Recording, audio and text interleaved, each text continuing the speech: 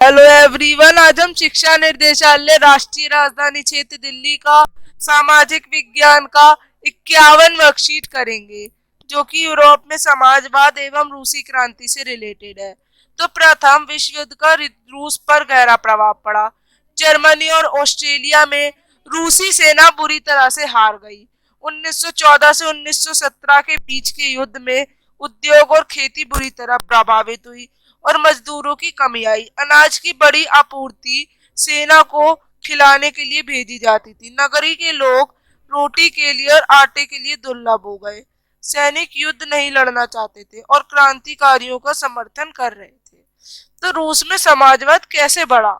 1871 में फ्रांस के पेरिस नगर पारिषद कम्यून पर कामगारों, मजदूर, पेशेवरों, आम लोग और राजनीतिक कार्यकर्ताओं के आदि ने जबरन जन सरकार के रूप पर कब्जा किया।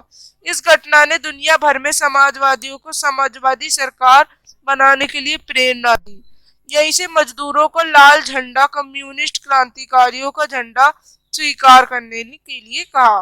अब 1905 की क्रांति के द्वारा जार की ड्यूमा बनाने की सहमति से राजनीतिक अधिकारी जैसे वोट के अधिकार से रूसी जनता का परिचय हुआ। जापान में पराजय, सेना में अराजकता और भ्रष्ट प्रशासन के कारण आम जन में भारी असंतोष की भावना हुई। 1905 की असफल जो क्रांति थी, इसके बाद बनी ड्यूमा से सरकार के बीच खींचतान और विवाद, सरकार दोनों कमजोर हुए। 1912 में चौथी ड्यूमा के समय प्रथम विश्व युद्ध में रूस शामिल हुआ, जहां रूस की असफलता से धीरे धीरे सेना पर भी इनका निमंत्रण हुआ। मार्च 1917 में पेट्रोग्राद में भूखी बर्दहाल जनता अभियंत्रित को लूटमार करने लगे। सेना ने अनियंत्रित भीड़ पर गोली चलाने से इनकार किया। ऐसे माहौल में समाजवादी कामगार पार्टी के बोल्शेविक की सत्ता पर कब्जा कर लिया, जबकि मोन्शेविक वाले धीरे धीरे राजनीतिक सुधार और सांसदीय चुनावों में भाग लेने के पक्षधर थे। हड़ताल, विरोध प्रदर्शन, सेना के विद्रोह, इन सब के बाद 2 मार्च 1917 में शासन त्याग दिया गया।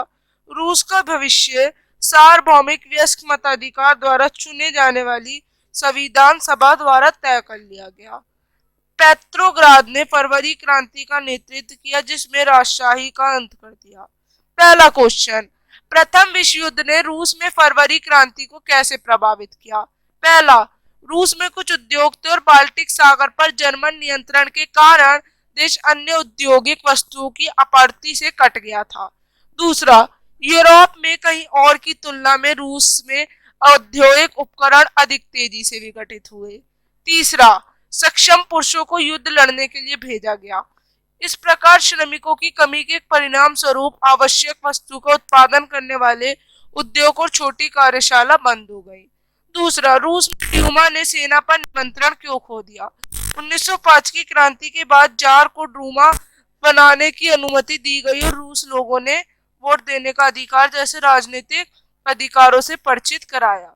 तीसरा, रूस की फरवरी क्रांति का तत्काल परिणाम क्या था?